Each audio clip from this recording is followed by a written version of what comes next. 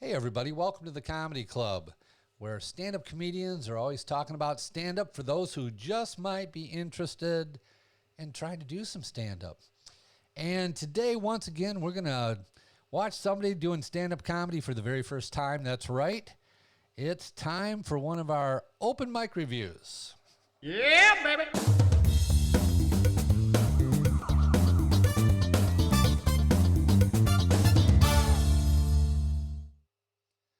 So hi there, folks. My name is Ted Moss, and I am the host of the Being Funny podcast, where I've spent the last 2 years interviewing professional stand-up comedians.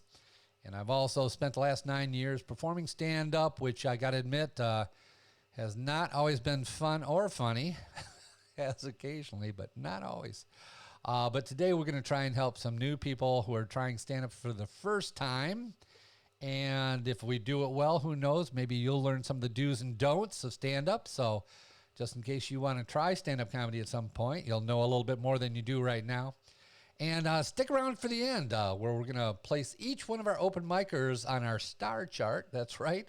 They can earn anywhere from 1 to 5 stars, depending on their performance. And please send me your comments. Tell me if you agree. But in any case, I think we got a good one today.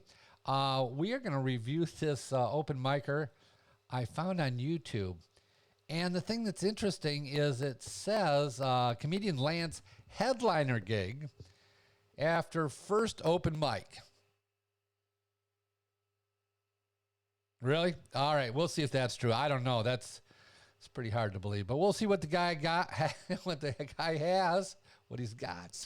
See what he's got, and we'll see how funny the man is. So let's take a look at this. So, ladies and gentlemen, your next comic coming to the stage, I know him because he usually sits right there and he stares at me lovingly while I do my set, but apparently he was just stealing my jokes, so that's fine. Ladies.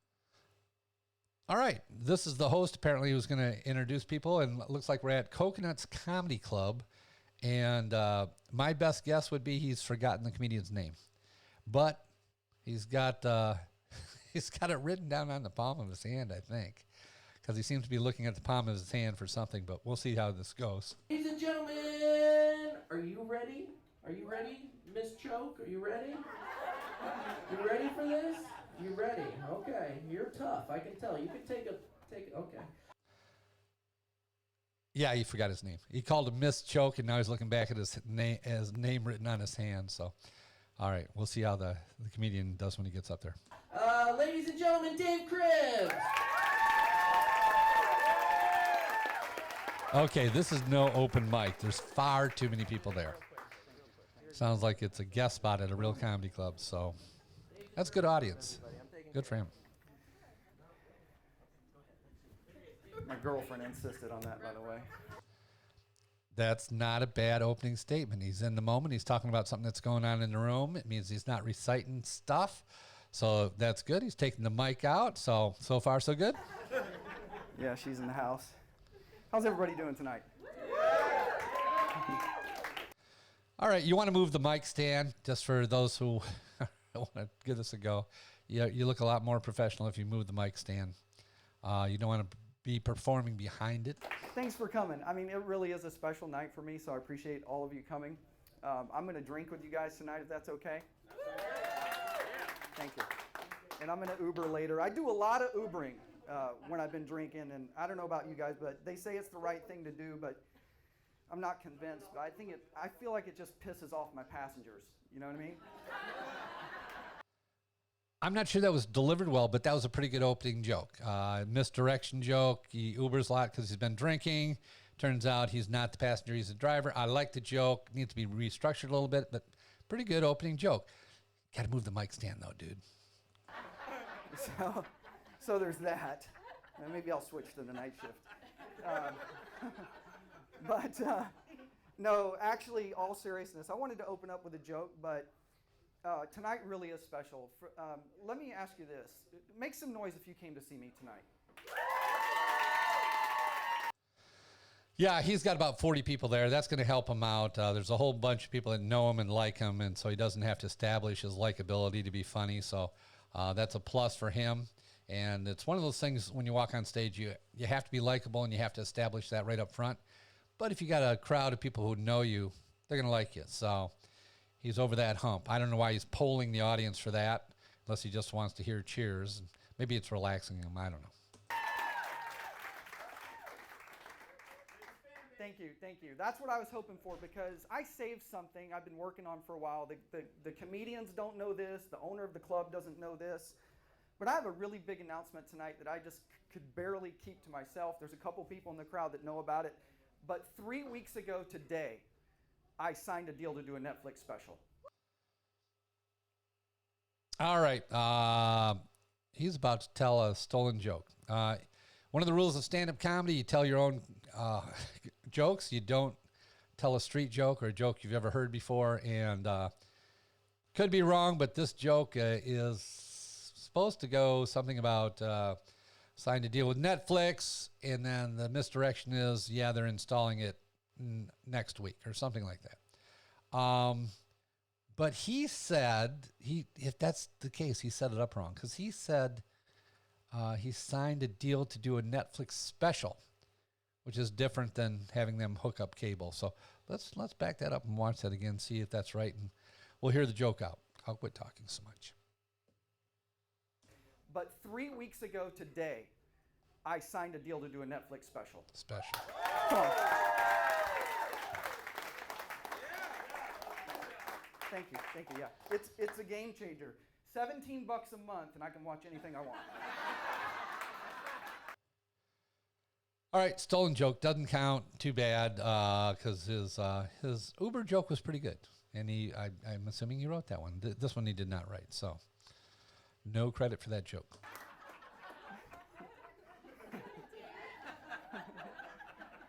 So I will tell you, my life has changed a lot. Those of you who know me, my life has changed a lot in the last year or so, and I have a new girlfriend. I say recently, a little over a year ago, I got a divorce, and I'll tell you more about that in a moment. But I have a new girlfriend, and some of you know this about me, but many of you don't. But Lori is here tonight, and she's actually the first. All right, he had about 8 setups for this thing, which is way too many. This is why you rehearse at home. You don't need to set it up 8 different ways. He's got to figure out which one of these he wants to go with. You know, like life has changed, and then go into it, or it's just too many setups. We'll watch it one more time so you can see all the setups. I have a new girlfriend. I say recently, a little over a year ago, I got a divorce, and I'll tell you more about that in a moment. But I have a new girlfriend, and some of you know this about me, but many of you don't. But Lori is here tonight, and she's actually the first. This is the first time I've ever said this out loud, I think. She's the first white woman that I've ever been with. Okay, that laughter was really soft, and the reason is it's not believable.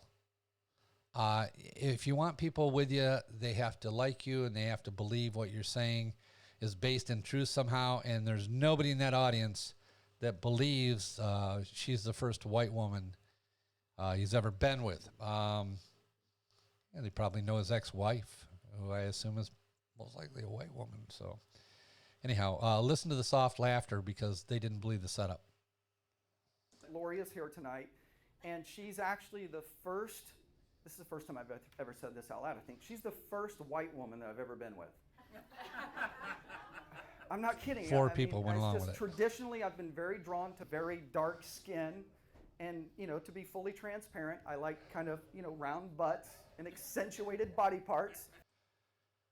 Accentuated. I'm not sure he knows what the word accentuated means. That's when people showing off things with intent. And I think he's going to get racist here. So up until now, I've only ever been with black men.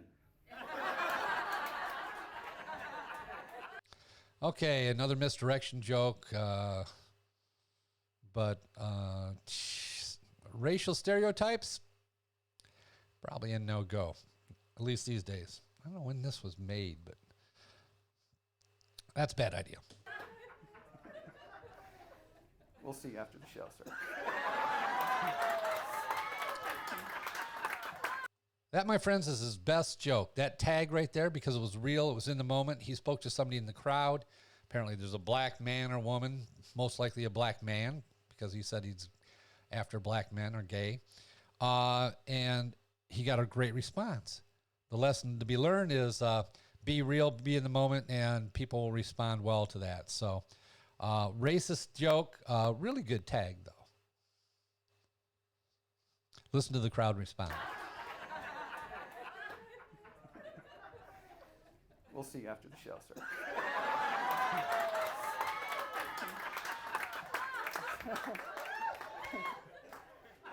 No, here's the thing, though. When you're married, I was married for 15 years, right? And you have to make, there's a lot of adjustments that you take for granted, right? Like, I used to have the neighborhood kids over for hours to play games. Now, if I have the neighborhood kids over for hours, I've got some pretty pissed off parents. I'm not kidding. They will come right up and knock on the door of your van. All right. Now he's saying he's a pedophile. Little awkward. It's getting some laughs, but a little awkward. You know, when I tell that joke out loud, it reminds me of that old 80s song. Little titties in the back of my van. Two American kids doing the best they can. How long do you have to think about being a pedophile and having molesting kids in a van where you come up with the song? Dude, not a good look. I don't know, yeah, racist pedophile. Gay racist pedophile. Bad look. That's just wrong. But if you're laughing at that, you gave me permission for another joke. But just want you to know that subconsciously. No, seriously though, when I got divorced, I met Lori right over here at Jimmy B's beach bar, which is really cool.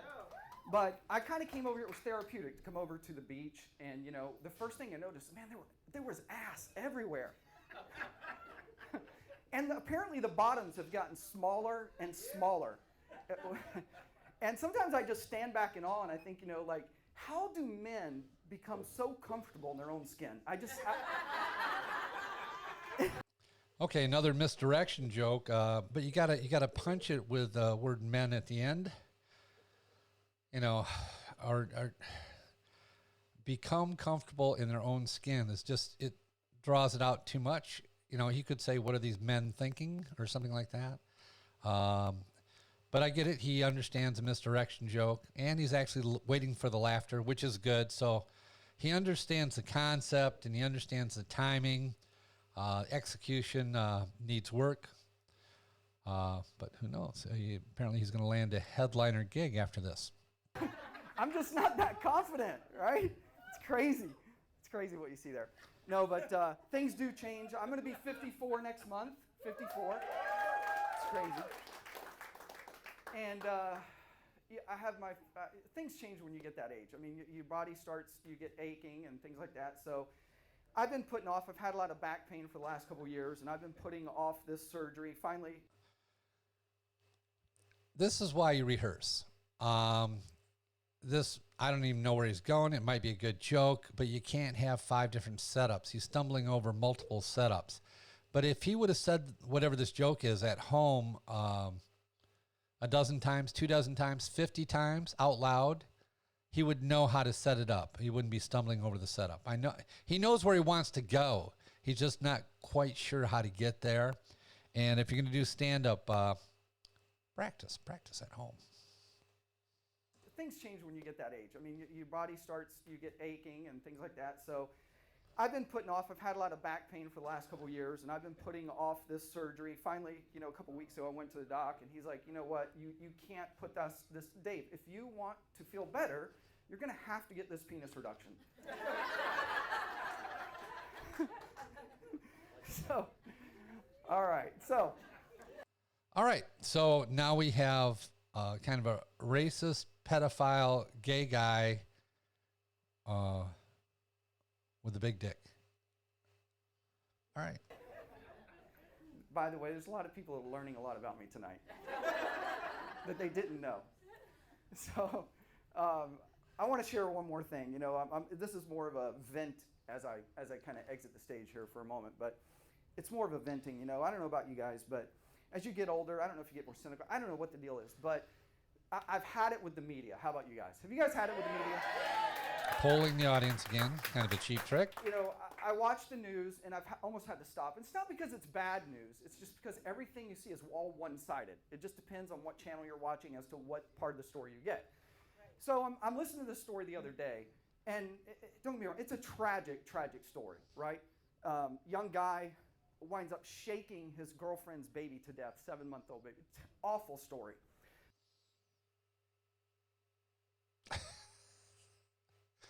All right, this is an awful story. This is not, it's not how you build comedy.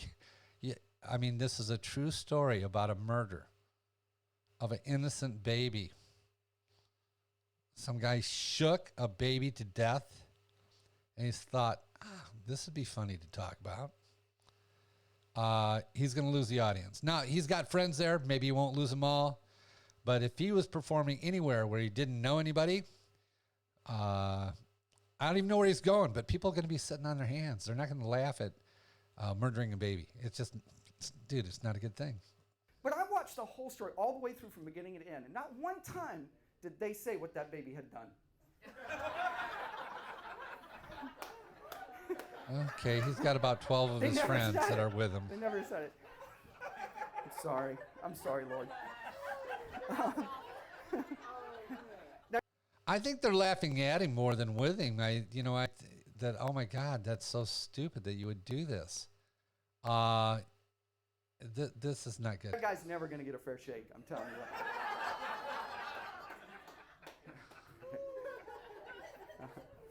Oh my gosh. Now, I will say this. That's a disturbing joke at best. Yeah. But I will say this, that the comedic mind, right, keeps going on Oh, that no, joke, it doesn't. by the way. No. It keeps going. Have you guys No. ever, you guys remember the old commercial, how many licks does it take to get to a center of a Tootsie Pop? I just couldn't help but think, like, how many shakes?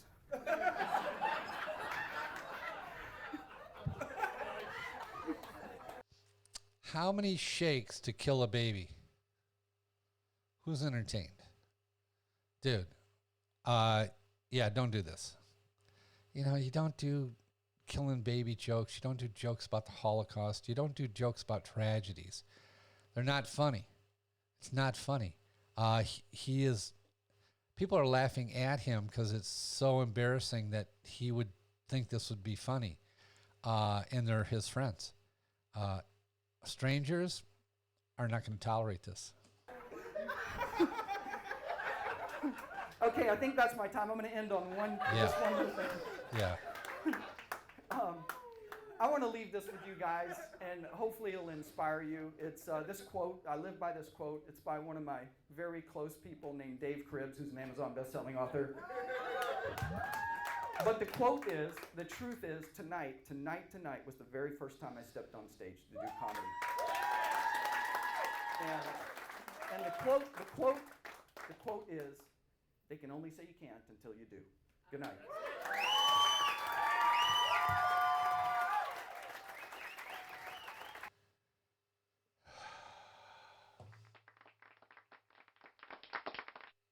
All right. That's all right. So much for our racist, pedophile, child abuse comedian who's going to get his first chance to do 30 minutes to 45 minutes of comedy with no notes as a headliner at a paid club. That's bullshit. Yeah, he did not get a headliner gig after telling us, you know, his opening joke was good. It really was, about Ubering. It could be cleaned up, but it was basically a good joke. His tag on his racist joke was good. He was in the moment. People recognized that. The rest of the set was pretty much shit. But we're gonna give him an award of some kind of stars here. So we'll say after that performance, we'll give this young man 1 star. That's for your racist tag. The tag was good. And your opening joke. Everything else was needs to be rethought, dude. It's not good. So anyhow, stand-up comedy is a difficult thing. It really is. It's difficult for everybody. And, you know, he was comfortable on stage. You got to give him props for getting up and doing it. Should have probably moved the mic stand. Probably should have had some different material. Should not be doing somebody else's jokes. But in any case, way to go. You got up, gave it a go. And, dude, keep trying. But go write something, would you? Because that was not good. So anyhow, I'm Ted Moss. Those are my thoughts. And till we see you again, Bob's your uncle.